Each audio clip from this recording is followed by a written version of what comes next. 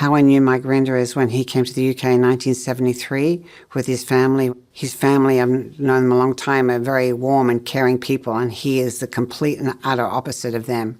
One time when his mother, she was elderly, she was like in her 70s, and she came, and she was obviously come from all the way from Australia, and I obviously saw her because, hey, it was like having a second mum, you know. And she asked me the next day, hey, I haven't seen Mike.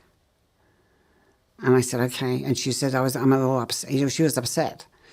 And in fact, she was actually crying because she'd been there for a whole day and he had never stopped by to see her. So I went and found Mike and I said, look, you know, I just ran into Barbara. She's really wants to see you. Can you please go up and see her? I can't go. I've got this to do and that to do. I said, come on, man. There's no reason why you just can't go down and see her. There's no, it'll take you 10 minutes and it would mean the world to her if you did that. I'm not going. I can't go.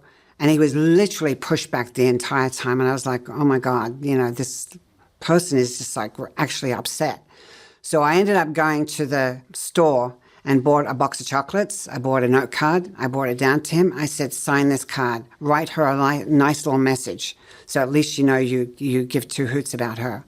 So she got this from Mike, and then she was all happy because at least he thought about her. But it just shows you, like, he didn't care. He had this ability to make you feel little. In other words, he would negate you.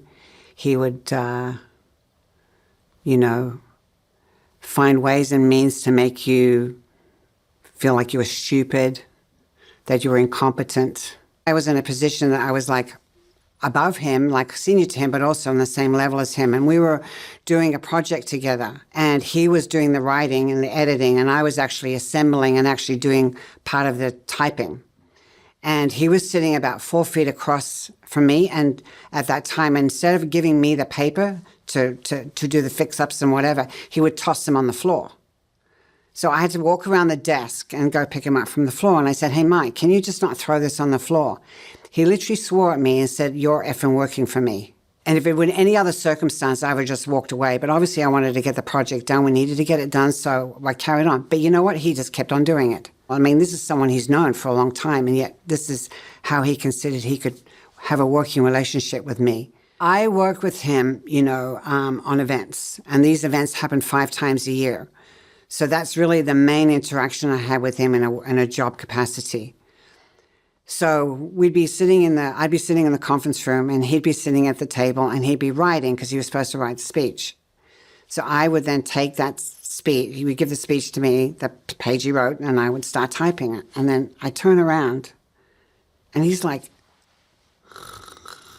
literally snoozing at the table. One of the things that we have to do at one of these events was put the research packs together, and we would give them to Mike. And the thing is, he was so lazy, and because half the time he was asleep on the job, he wouldn't even read the stuff that we presented. So he would write a speech that was missing some of the major things that were in the research packs. And his first answer is to lie and throw the researchers under a bus.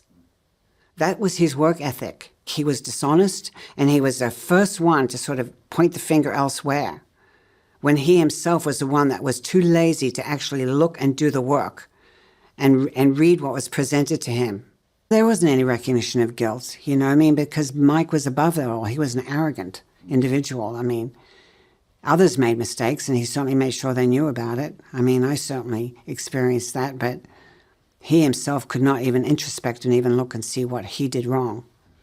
That was not part of his demeanor.